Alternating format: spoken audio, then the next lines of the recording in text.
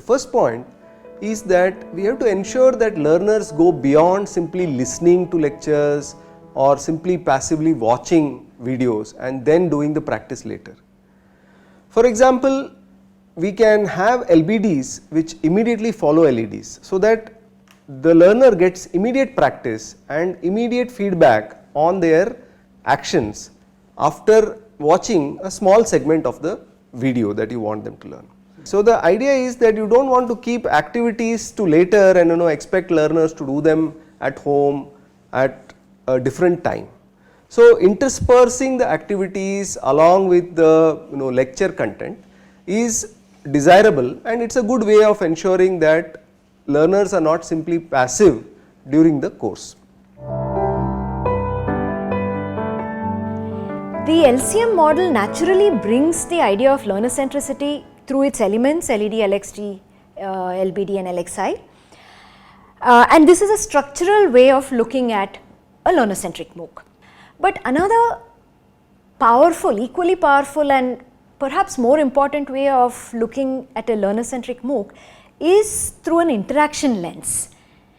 And the question to ask there is, what are the interactions that a learner is doing with the content, with the instructor, with the TAs, with the other learners and so on. The idea of learner centricity in a MOOC, the core idea of it is similar to what instructors implement in a face-to-face classroom when, for example, they teach using active learning techniques. They do activities, they reflect, they discuss with their neighbors, they write, they draw, they talk, they articulate their reasoning. And what the learner-centric MOOC model does is incorporate these strategies into the new medium. So getting your material into a learner-centric tone depends heavily on how do you think of these learner connect issues while creating your content. For example, if a question is asked and people are supposed to discuss about it, and if the question has one direct yes or no answer, then probably the person who has visited the discussion forum first time will answer it, and the rest of the people will not find any useful material to read along. On the other hand, if the question provides options for the learners to put their diverse viewpoints or even reflect upon each other's viewpoints and then keep going along with the direction, keeping the central idea of the question, that will result in actual discussion, which is a very positive sign of learning using the massiveness and the diversity of the course. So that is one way of keeping the connect throughout the course.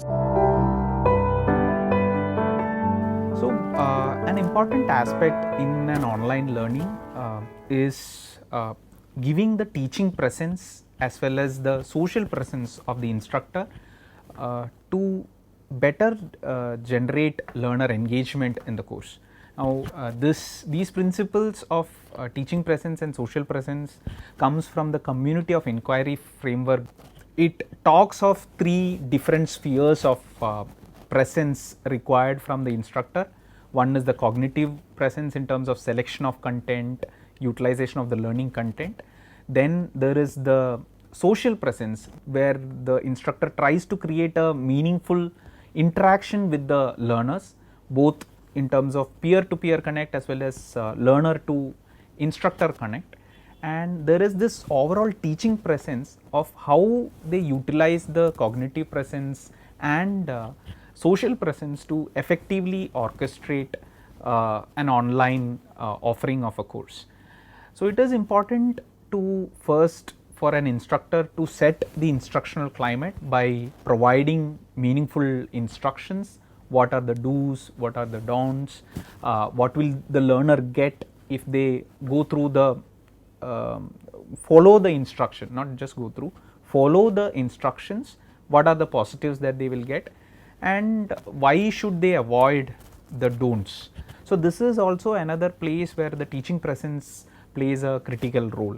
And if you are doing a learner centric MOOC, then it is important to focus on these three aspects of cognitive presence, social presence and teaching presence, and understanding how they play an important part while you are orchestrating a course, a massive open online course with so much diverse learners and so much different levels coming into the course.